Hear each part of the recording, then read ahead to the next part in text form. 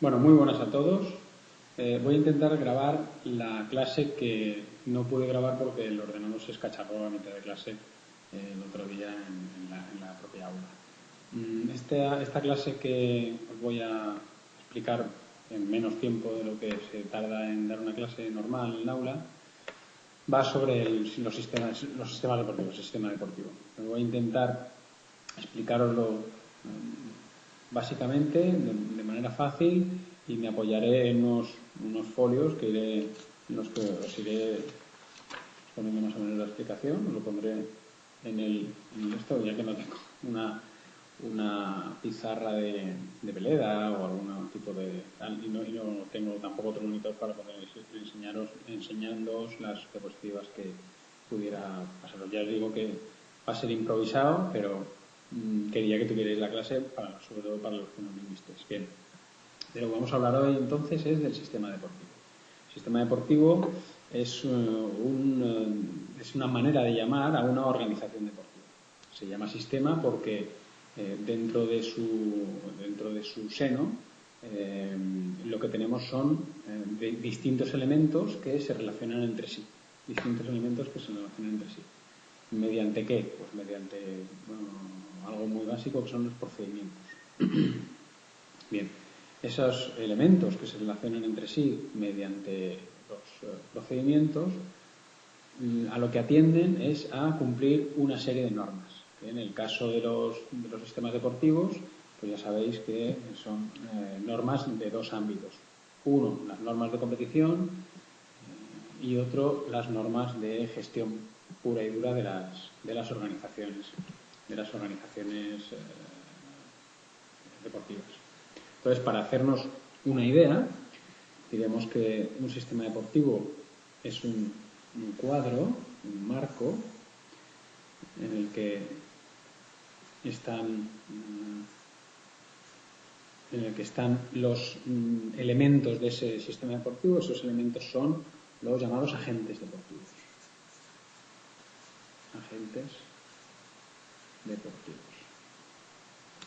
Esos agentes deportivos se relacionan entre sí mediante procedimientos.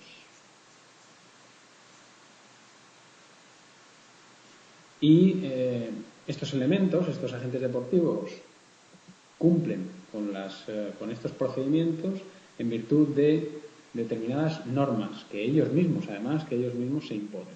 Por tanto, ya tenemos el primer esquema de la tarde.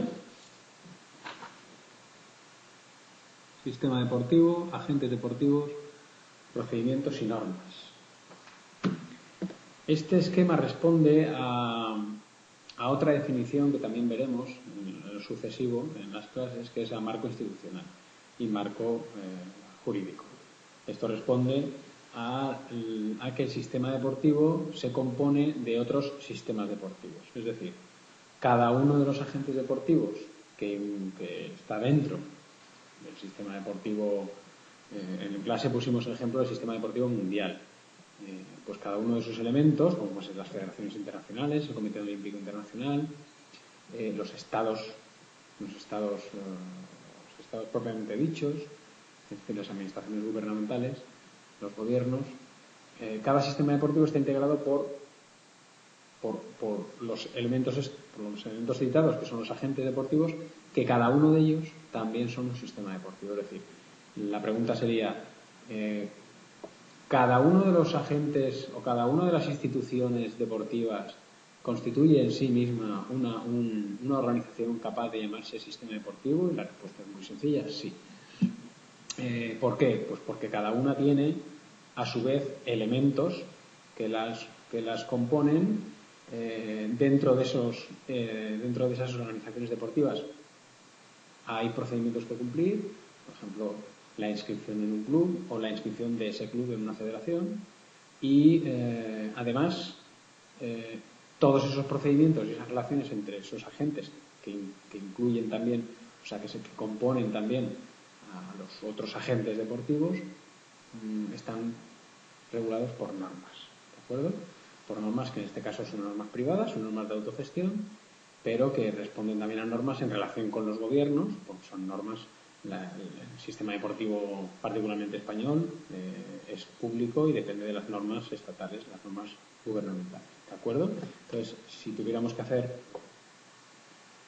otro esquema, dibujaríamos el cuadro de la misma manera, el sistema deportivo, y cada uno de los agentes sería un sistema deportivo en sí mismo. ¿De acuerdo? Cada uno de los agentes sería un sistema deportivo en sí mismo. Creo que se ve perfectamente, ¿no? Bien, no sé si debería ponerlo así o al revés, pero bueno. Cuando vea el vídeo lo verificaré si es necesario. En cualquier caso, en clase recuerdo que hicimos un cuadro del sistema deportivo mundial, ¿verdad? El sistema deportivo mundial, en el que incluíamos ya de manera real cuáles son las instituciones que forman parte de ese sistema deportivo mundial. Y hacíamos mención a las federaciones internacionales, hacíamos mención al Comité Olímpico Internacional, y si dentro de esos dos sistemas, que son los sistemas más grandes, donde están incluidos ya el resto de más pequeños, dentro de esos dos sistemas incluiríamos a los comités olímpicos nacionales y a las federaciones deportivas nacionales. Además, deberíamos incluir a los estados, ¿verdad? A los gobiernos. Este sería el cuadro del sistema deportivo mundial, ¿verdad? Que más o menos hicimos en aquel caso, en clase. Bien, hicimos mención también en clase a que era muy importante el hecho de que cada uno de los agentes deportivos que componen el sistema deportivo, en este caso el mundial, pues estamos hablando del mundial, organizara o no algún tipo de actividad, es decir, organizara o no alguna competición. Básicamente los sistemas deportivos son para organizar competiciones. Entonces decíamos que en el cuadro del sistema deportivo mundial había algunas organizaciones que sí que efectivamente organizaban competiciones y otras que no. Por ejemplo, había alguna como el Comité Olímpico Internacional. ¿Organiza competición? ¿Organiza competición? Sí. ¿De acuerdo? Federaciones internacionales. ¿Organizan competiciones? Sí. Federaciones nacionales. ¿Organizan competiciones? Sí. Comités Olímpicos Nacionales. ¿Organizan competiciones? No. Esto tenía mucho que ver, ¿veis el cuadro? ¿De acuerdo?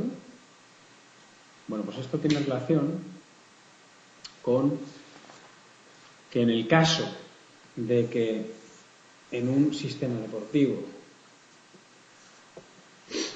haya agentes